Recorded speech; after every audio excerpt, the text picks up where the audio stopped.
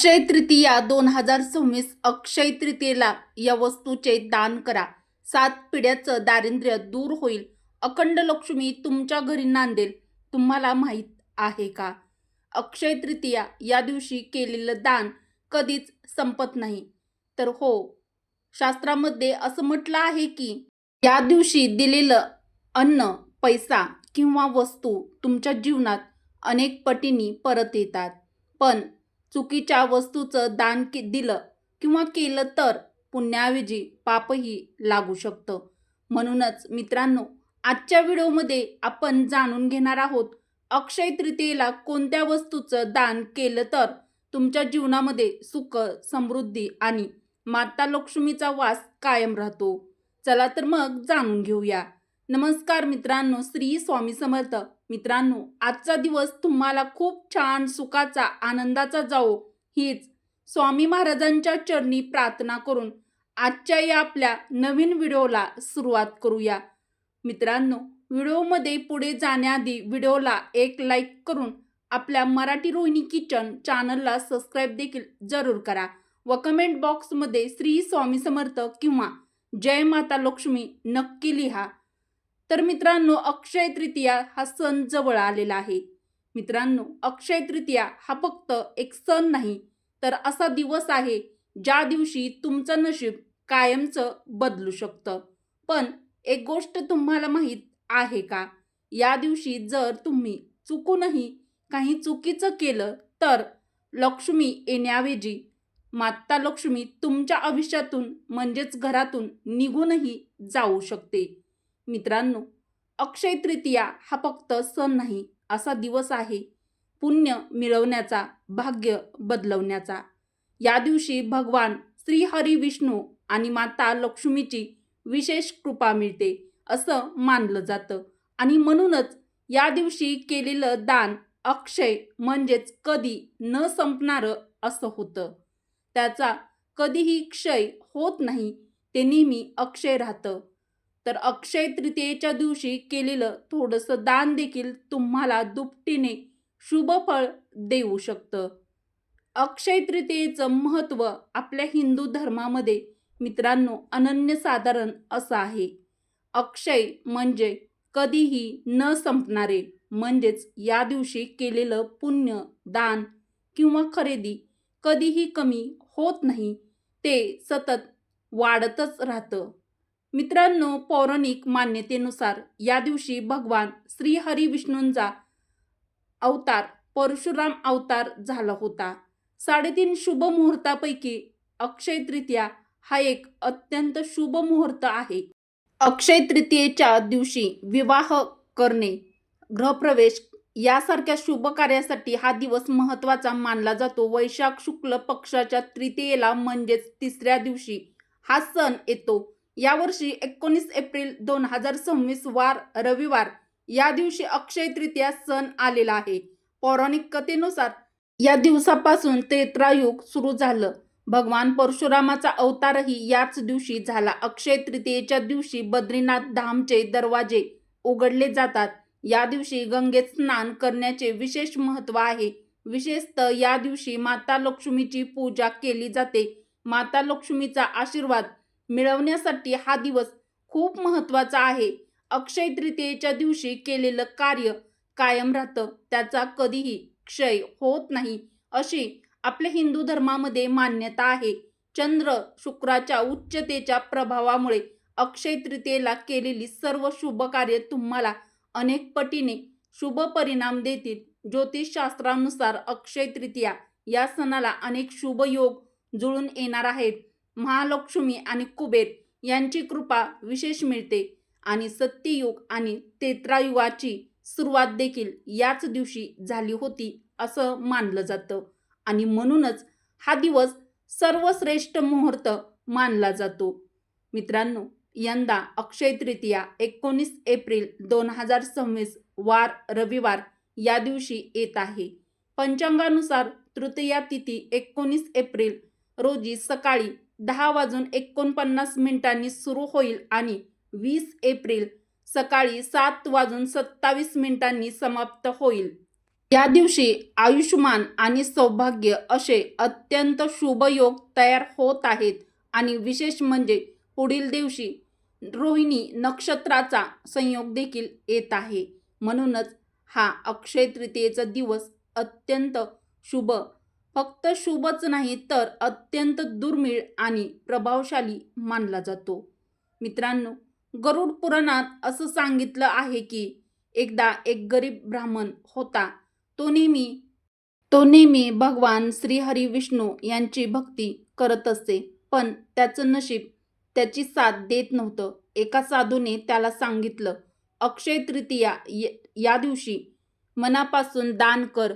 त्याने आपल्या घरातील थोडंसं अन्न एका भुकेल्या माणसाला दिलं आणि त्यानंतर त्याच्या आयुष्यात इतका बदल झाला की तो काही वर्षातच श्रीमंत झाला.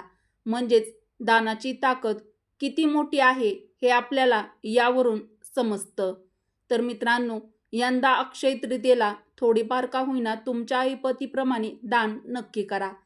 तर मित्रांनो, अक्षय तृतीयेच्या दिवशी दान करण्यासाठी सर्वोत्तम कोणत्या वस्तू आहेत, तर त्या कोणत्या वस्तू आहेत हे चला सविस्तर आजच्या व्हिडिओमध्ये जाणून घेऊया. एक, अन्नदान. अक्षय तृतीयेच्या दिवशी सर्वात श्रेष्ठ म्हणजेच अन्नदान. भुकेल्या जीवाला अन्न देणं म्हणजे थेट भगवंताला अर्पण करणं असतं. लक्षात ठेवा, घरच्या जेवणातून एक भाग काढून घ्या किंवा गरिबांना जेवण द्या. एखाद्या भुकेल्या जीवाचा आत्मा तृप्त करणं हे सर्वात मोठं पुण्य असतं. त्यामुळे अक्षय तृतीयेच्या दिवशी तुमच्या ऐपतीप्रमाणे कमी जास्त प्रमाणामध्ये सुद्धा थोडंफार का होईना दान नक्की करा, म्हणजेच अन्नदान अवश्य करा. किंवा मित्रांनो, आता सध्या उन्हाळा चालू आहे, उन्हाळ्याचे दिवस आहेत, तर या उन्हाळ्याच्या दिवसामध्ये पक्ष्यांसाठी तुम्ही थोडंसं खाण्यासाठी धान्य देखील ठेवू शकता व पिण्यासाठी पाणी देखील पक्ष्यांसाठी ठेवू शकता. तर ते देखील खूप मोठं दान म्हणजेच पुण्याचं काम आहे. तर अक्षय तृतीयेच्या दिवसापासून तुम्ही सुरुवात केली नसेल तर हे काम नक्की करा. 2, पाण्याचं दान. उन्हाळ्यात तहानलेल्या व्यक्तीला पाणी देणं म्हणजे खूप मोठं पुण्य. रस्त्यावर पाण्याची व्यवस्था करा, माठ ठेवा. यामुळे तुमचे पितृ म्हणजेच पितर आणि देवता दोघेही प्रसन्न होतात. किंवा मग तुम्ही पक्ष्यांसाठी देखील पाणी ठेवू शकता. तर पक्ष्यांसाठी पिण्यासाठी पाणी देखील ठेवणं हे खूप मोठं दान आहे, म्हणजेच पुण्याचं काम आहे. तर ते देखील तुम्ही करू शकता. 3, वस्त्रदान. नवीन किंवा स्वच्छ कपडे गरजू लोकांना दान करा. विशेषतः वृद्ध, गरीब किंवा कामगारांना. यामुळे जीवनातील संकट दूर होतात असं मानलं जातं. 4, धान्य किंवा पैसे दान करा. धान्य किंवा थोडेफार पैसे दान करणं म्हणजे भविष्यासाठी सुरक्षा निर्माण करणं. हे दान तुमच्या घरात कधीच अन्नाची कमतरता येऊ देत नाही. धनधान्यांनी तुमचं घर कायम भरलेलं राहील. अन्नपूर्णा मातेची कृपा तुमच्यावरती कायम राहील. 5, गायीसाठी अन्न. गायीला अन्न देणं. मित्रांनो, आपल्या हिंदू धर्मामध्ये गायीला सर्वोच्च स्थान दिलं गेलेलं आहे.